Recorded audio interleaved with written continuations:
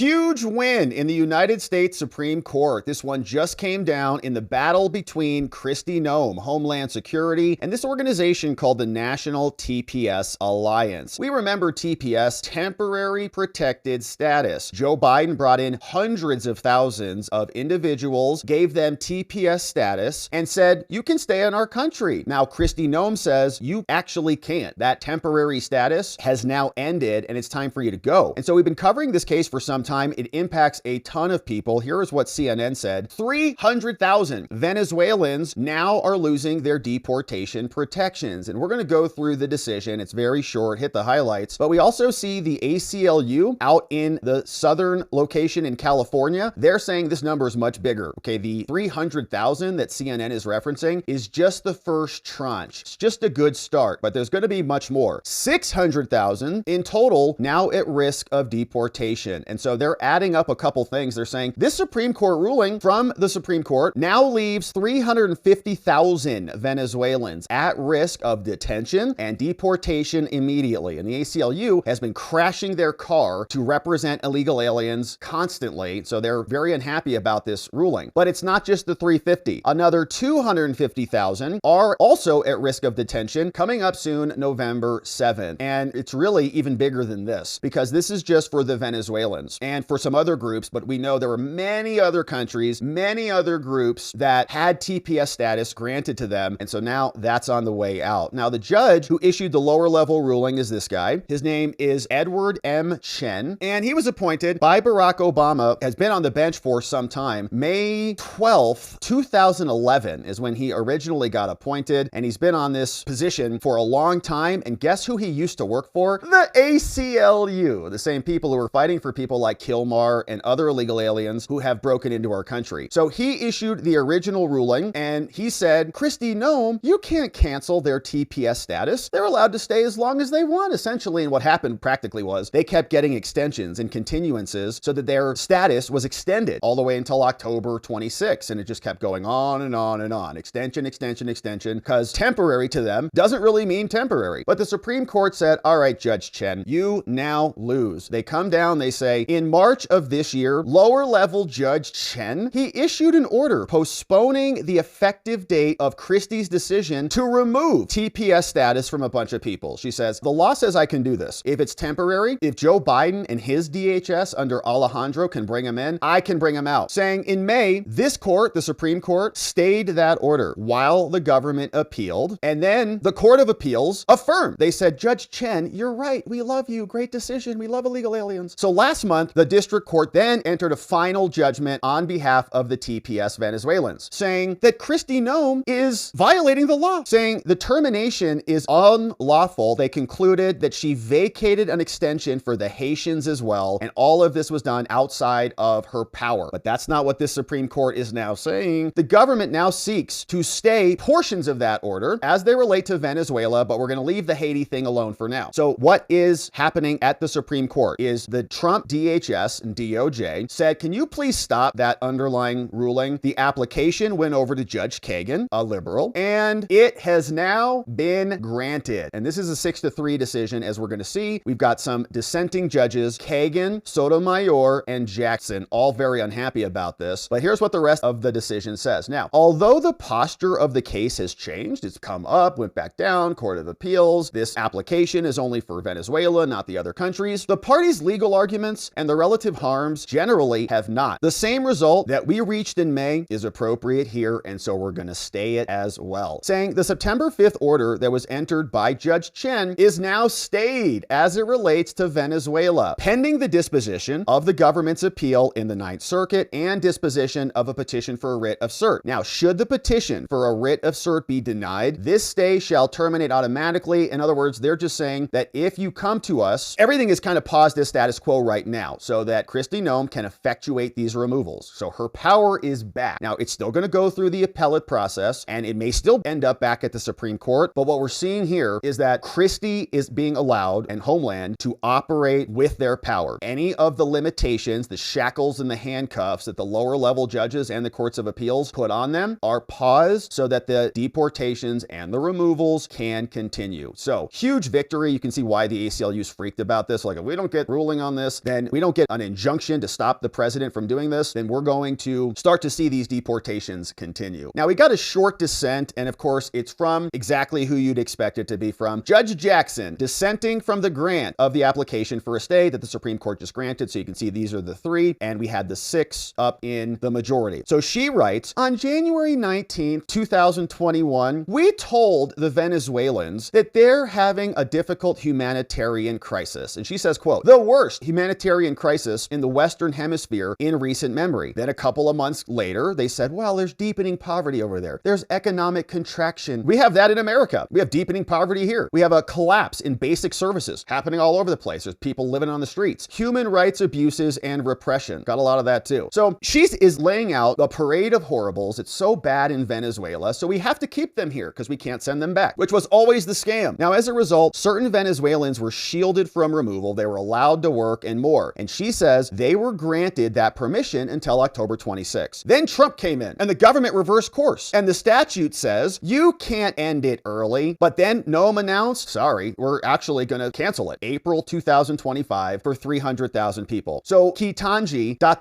wait for it, full stop, is going to just complain about the process as per usual. And she says, this is an abrupt truncation. You can't end this early. There's not even full explanations or reasoning behind why you're going to do this. And we shouldn't allow this to happen. What should happen to 300,000 human beings while our colleagues are allowing these appeals to go through? What's going to happen to them? There's going to be family separation. I don't know why their family can go. And deportation to a country that has a lot of problems. So how can you return them to a country where there's problems? So I guess we should just keep them here forever. So she's going to go through and say we shouldn't be acting right now. Why are we doing this right now with this court? Let's just allow it to go on, and we don't need to rush this through. And of course not, because they want all of these cases to just get continued and postponed until after Trump is out of here, and then they think that they can reverse course. But we once again eschew restraint, and we're using our equitable power, and this is going to disrupt as many lives as possible. They're disrupting our lives by being here forever. They were never supposed to be here forever. But Ketanji says, our government promised them that we would take care of them, and I am very upset that we are interfering with these cases as they're pending up through the courts. And so she dissents. And did she even respectfully dissent, or is she just dissenting now? She's pretty angry about losing everything. And it's another blog post, of course, from Judge Ketanji Jackson, but it is a major victory, and it's an indicator that the Supreme Court is saying the government has the better argument and that they're going to win. So as this percolates back up to them, the courts of appeals will make their decisions. The cases will continue to be brief and litigated, and then the Supreme Court will hopefully come in and settle this once and for all. But as it stands in this matter right now, Kristi Noem's power is back. Great Supreme Court news, but now let's talk about gold and financial technology. Right now, you may have seen that gold is trading at all-time highs, beating even the most bullish forecasts for 2025 that were issued by any of the major Wall Street banks. But why is it so high? Many say it's the tariffs and the wars. These things are changing the way that dollars are used around the globe.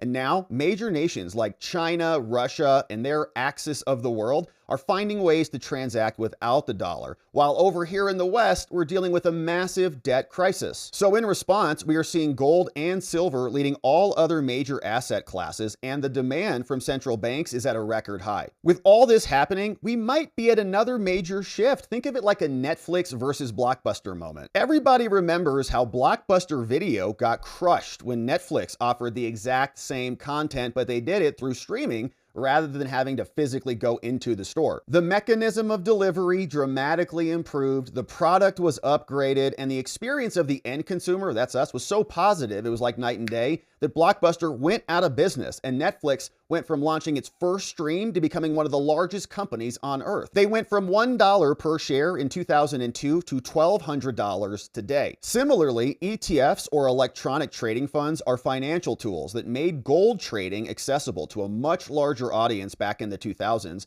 in much the same way that Blockbuster made movies more accessible when they opened their physical stores. But the next revolution that could make ETFs of today obsolete or even greatly challenged by better and newer competitors might be here. Gold is experiencing a bull market, and the available ETFs on the market right now turn off many people. There are those who don't trust the audits, those who don't believe that they're fully backed by the underlying metals or assets, and there are those who live in dozens of countries where the ETFs are not even available to to trade, leaving hundreds of millions of investors out in the dark. And many also charge a management fee. These are massive problems that the ETF providers know are their weaknesses. Today, the largest gold ETF manages more than $120 billion and growing, and they might be facing the biggest disruptor to their business model since all this started. Billionaire mining tycoon Frank Giustra, along with mining legend Sean Rosen, they see an opportunity to disrupt the current ETF providers with a fully backed, audited, vaulted, verified, yield-bearing financial product, which could be accessible the world over. Frank Giustra just invested heavily to the tune of owning 17 million shares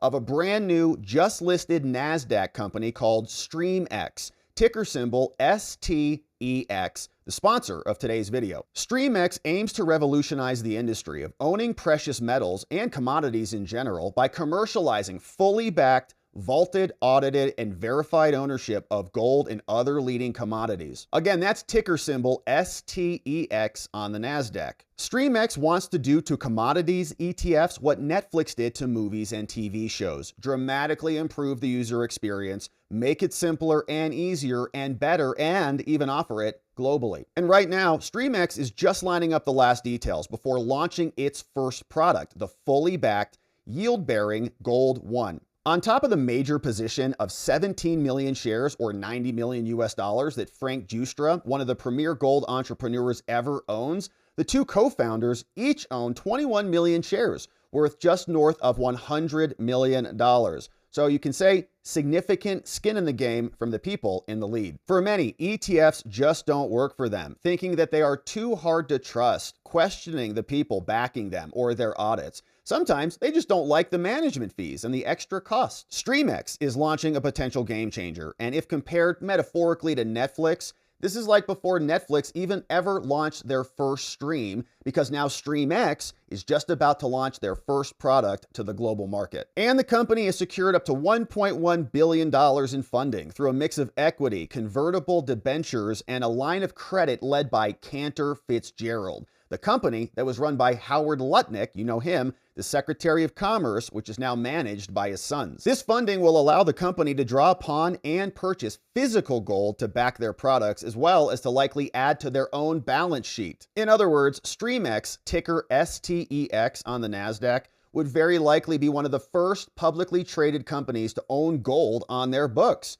A very welcomed change. Their vision is to launch several gold products and then to expand to silver and others, because commodities are ripe for a fintech revolution, especially compared with today's ETFs. For years, we've heard, even from Warren Buffett, that owning gold does not earn a yield. And now StreamX is pioneering a product that will produce yield, so the owner will essentially get paid to own gold. The proprietary platform StreamX developed attracted as their chief investment officer Mr. Mitchell Williams, who not only ran the WAFRA, the Kuwaiti Sovereign Wealth Fund, but was also one of the sole portfolio managers for Oppenheimer's flagship value fund. The yield-bearing token is a partnership with Monetary Metals, one of the behemoths in the gold leasing industry, and the platform itself was developed by the same software experts that built cybersecurity infrastructure for Capital One Bank, Bank of America, and JP Morgan's credit card processing infrastructure business. The token itself will be on the Solana and Coinbase's Base blockchain, and as you know,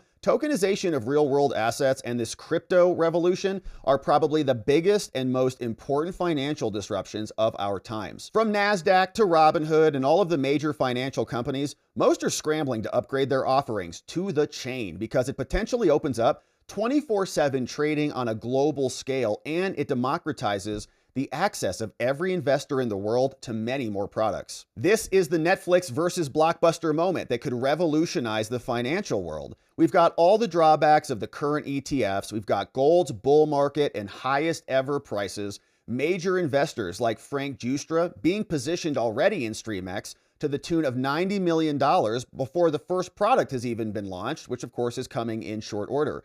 Cantor Fitzgerald was also instrumental in securing up to $1.1 billion in financing for StreamX to draw upon and to begin purchasing physical gold. You can see StreamX is working to be a fintech tokenization giant, basically, and all this, and they're just getting started. So do your research on StreamX, which looks to disrupt the current giants in commodities ETFs with fully backed, audited, and verified ownership, redeemable and secured. Check out the links in the description below, and we'll see you back here on the next one.